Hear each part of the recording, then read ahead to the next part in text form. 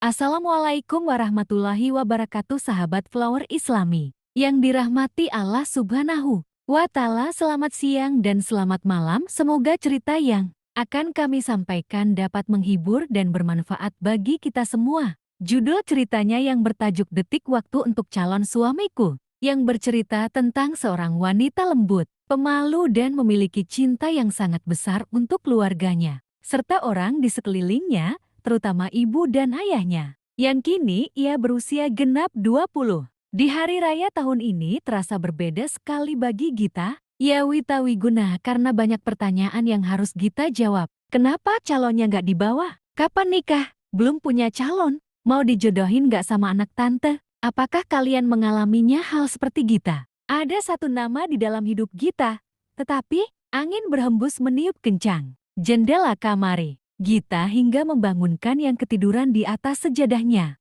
Tak lama ibu memanggil, "Gita, Gita, apa kau mendengarku siapkan bekal untuk ayahmu?" Gita pun bergegas melepas mukena yang ia kenakan dan merapikan sejadahnya. Pukul 7 pagi, Gita bergegas berangkat mengajar di salah satu SD negeri di desa tempat ia tinggal. Di sekolah, Gita terkenal sebagai seorang guru yang penyabar, lembut dan pintar. Selama bersekolah, Gita memang dikenal sebagai murid yang rajin, ulet, dan juga cerdas. Memiliki karakteristik yang pendiam, serta tidak pernah melanggar peraturan sekolah, termasuk berpacaran. Gita memiliki prinsip selama bersekolah. Ia tidak ingin memikirkan laki-laki hanya untuk memenuhi hawa nafsunya. Tidak hanya itu, murid yang lain serta teman sekelasnya mengenal Gita sebagai seseorang yang cantik, cerdas, baik, sabar, serta memiliki ketaatan kepada agama yang kuat. Namun di balik itu semua, Gita memendam masa lalu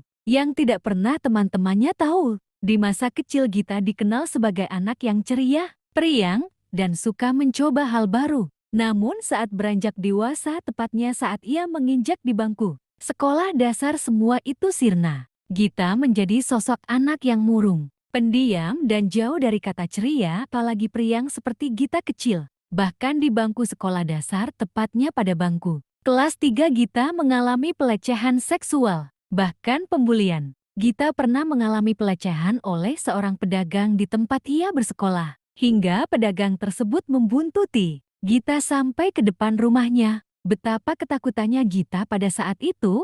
Ia trauma, cemas, dan gelisah serta gangguan psikologis lainnya. Di saat gangguan psikologisnya tidak baik, bahkan mendapatkan pelecehan hingga bulian, Gita tidak pernah menceritakannya kepada siapapun perasaannya. Itu terutama kedua orang tua dan keluarganya. Di bangku sekolah menengah pertama, Gita juga dibuli sangat. Cukup menguras psikologisnya hingga ia sempat mencoba melakukan hal yang seharusnya tidak ia lakukan. Bahkan mengalahkan susah tidur dan tertekan yang amat sangat mengganggunya. Bersambung. Mohon maaf bila ada kesalahan. Wassalamualaikum warahmatullahi wabarakatuh.